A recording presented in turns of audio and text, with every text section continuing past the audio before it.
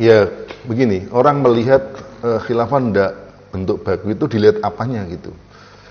Maksud saya gini, saya ingin merombak cara berpikirnya.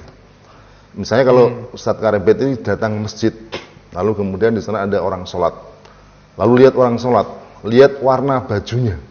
Ini kok bajunya ada yang hijau, yang kuning, yang putih, ada yang pakai koko, ada yang pakai sarung, ada yang pakai jubah, ada yang pakai celana. Terus Ustadz Karebet pulang, kesimpulannya apa?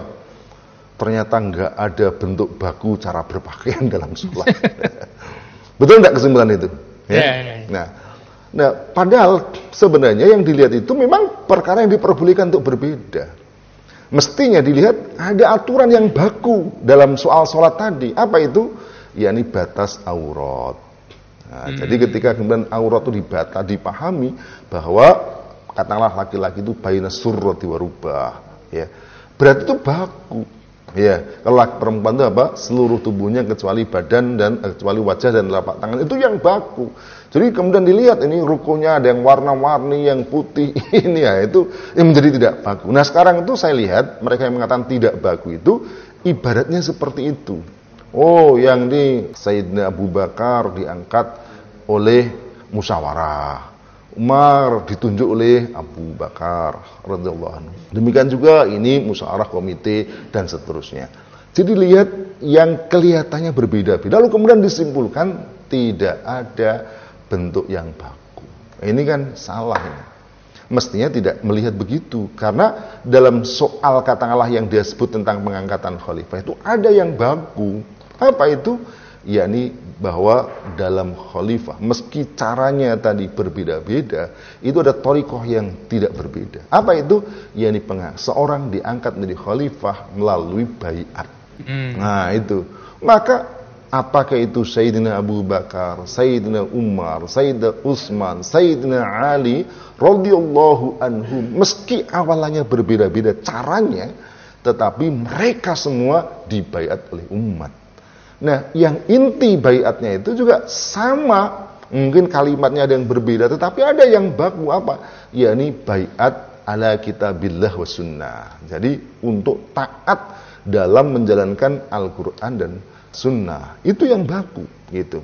Nah, oleh karena itu saya ingin sebut gitu. Jadi apa namanya? Tentu harus lebih fair untuk melihat tentang persoalan ini. Itu satu. Kemudian yang kedua, begini. Dalam semua syariat ya, dalam semua hukum itu ada perkara yang sama ya, ada perkara yang berbeda, ikhtilaf dengan para fuqaha. Salat misalnya, wajibnya salat. Tidak ada yang berbeda. Salat 5 waktu itu wajib, fardhu ain misalnya. Tetapi dalam rincian berikutnya ada perbedaan-perbedaan. Misalnya contoh misalnya dalam bacaan Al-Fatihah. Mazhab Hanafi itu mengatakan tidak wajib ya. La sholata liman lam yaqra bi Fatihatil kitab. La di situ maknanya la kamala, tidak sempurna. Jumhurul ulama mengatakan la di situ adalah la sihhata, sehingga termasuk rukun membaca Fatihah itu. Nah, pertanyaannya apakah kemudian wah ini ada ikhtilaf, berarti tidak baku begitu. Nah, menjadi masalah lagi. Lalu kemudian kalau begitu sholat tidak diwajibkan karena terjadi perbedaan di kalangan para ulama. Bisa tidak begitu? Jadi ini yang sekarang itu terjadi karena ada ikhtilaf dalam sebagian pelaksanaan hukumnya, lalu kemudian dinafikan hukumnya.